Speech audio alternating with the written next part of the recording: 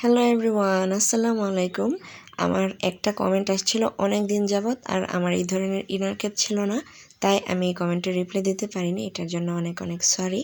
উনি অনেকবার রিকোয়েস্ট করেছে, আমার কাছেও ব্যাপারটা খুব খারাপ লাগছিল, তাই আমি এরকম ইনার ক্যাপ বানিয়ে নিয়েছি।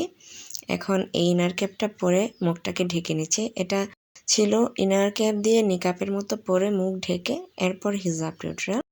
তো ইনার ক্যাপ দিয়ে মাস্কের মতো আমি মুখটাকে ঢেকে নিয়েছি।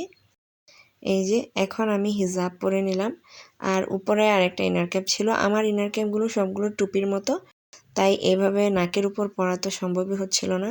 এই জন্য আমি এরকম একটা ইনার ক্যাপ বানিয়ে নিয়েছি সাদা একটা জার্সি ফেব্রিক দিয়ে। তো ইনার ক্যাপটা কেমন হয়েছে এটাও আপনারা কমেন্টে জানিয়ে দিবেন। এখন হিজাবের একটা পাশ লম্বা নিয়েছি আর একটা পাশ খাটো নিয়েছি।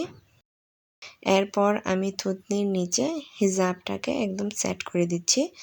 আর আমার ইনার ক্যাপ দিয়ে মুখ বাঁধাটাও অনেকটা টাইট হয়েছে, যেরকমটা কমেন্টে বলা ছিল, একদম টাইট করেই বেঁধেছি।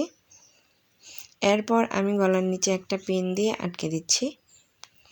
আপনারা কেমন হিজাব টিউটোরিয়াল চান বা নিকাব টিউটোরিয়াল চান কমেন্ট করতে পারেন, আমি সবার কমেন্টের রিপ্লাই দেওয়ার চেষ্টা করব। এই যে এখন আমি হিজাবটাকে পরে নিলাম, গলার নিচে পিন করে নিলাম আর কি। এরপরে আমি মাথার উপরে এখানটায় একটা পিন দিয়ে ভালোভাবে সেট করে নিচ্ছি। এখন আমি হিজাবের যে লং পার্টটা রয়েছে সেটাকে এই যে অপর পাশ দিয়ে ঘুরিয়ে মাথার উপরে উঠিয়ে নিচ্ছি, এবং এইখানে একটা পিন দিয়ে ইনার ক্যাপের সাথে আটকে দিব। আমি বড় বড় পিন ব্যবহার করি, এই যে একটা পিন দিয়ে আটকে দিই। এখন হিজাবের সামনে এবং পিছনে ভালোভাবে ফুল কভারেজ দিয়ে নিব। এই যে সামনের দুইটা পার্ট একসাথে করে কাঁধের উপর আমি একটা পিন করে দিচ্ছি। আমার এই ভিডিওটি ভালো লাগলে অবশ্যই ভিডিওতে লাইক করে দেবেন, আর ভিডিওটি কেমন লাগছে অবশ্যই কমেন্টে জানাবেন। আর আপনার হিজাবি নিকাবি ফ্রেন্ডদের সাথে শেয়ার করতে পারেন। আর আমার চ্যানেলটিকে অবশ্যই সাবস্ক্রাইব করে যাবেন। আমি দুই কাঁধে দুইটা পিন লাগিয়ে নিয়েছি। আর এই ছিল আজকের এই রিকোয়েস্টের ফাইনাল লুক।